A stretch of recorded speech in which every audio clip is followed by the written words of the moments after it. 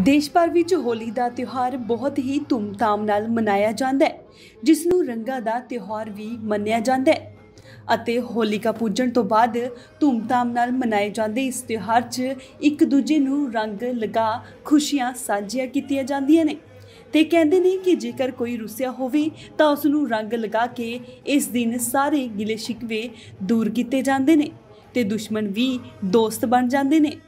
पर अजकल के दौर च कई तरह के मिलावटी अते सिंथैटिक रंगां कारण होली के त्यौहार तो लोग किनारा करते नज़र आउंदे ने।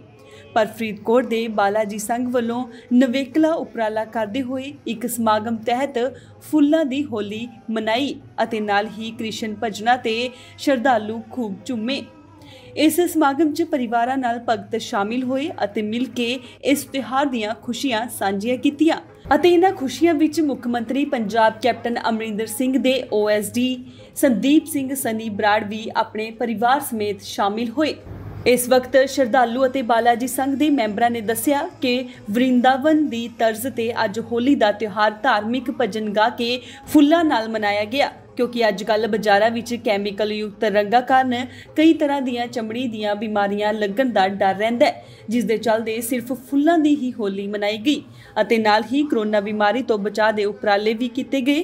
श्रद्धालुओं वालों पूरा आनंद लिया गया। होली का त्यौहार वृंदावन की तरह फुल्लां नाल इत्थे फरीदकोट दे विच भी मनाया जा रहा है, क्योंकि अजकल रंग जिहड़े ने बड़े घातक आते हैं। इस करके उन्होंने मद्देनज़र रखते हुए बालाजी संघ वालों कल पहला रमैन जी का पाठ शुरू किया सी। अज रमैन जी का पाठ संपूर्ण होया। उस तो बाद होली नाल फुल्लां दे नाल होली खेली जा रही है। सारे संसार दे विच सुख शांति रहे, कोविड तो बचत रहे, कोविड का भी जिहड़ा है सारा ध्यान रखा गया। और लोगों भी जागरूक किया जा रहा है कि वो भी लोगों भी सारे जागरूक किया जा रहा है कि वो रंगां की बजाय फुल्लां नाल खेले, तां जो किसी भी रंग के नाल किसी को इन्फैक्शन वगैरह ना हो। अज बालाजी संघ वालों गौशाला पंचवटी विच फुल्लां का त्यौहार मनाया जा रहा है। होली से संबंधित अज इत्थे बहुत सोहनी होली फुल्लां नाल खेडी गई है। रंगां नूं अवॉइड किया गया है ताकि किसी को कोई भी तरीके का इन्फैक्शन ना हो।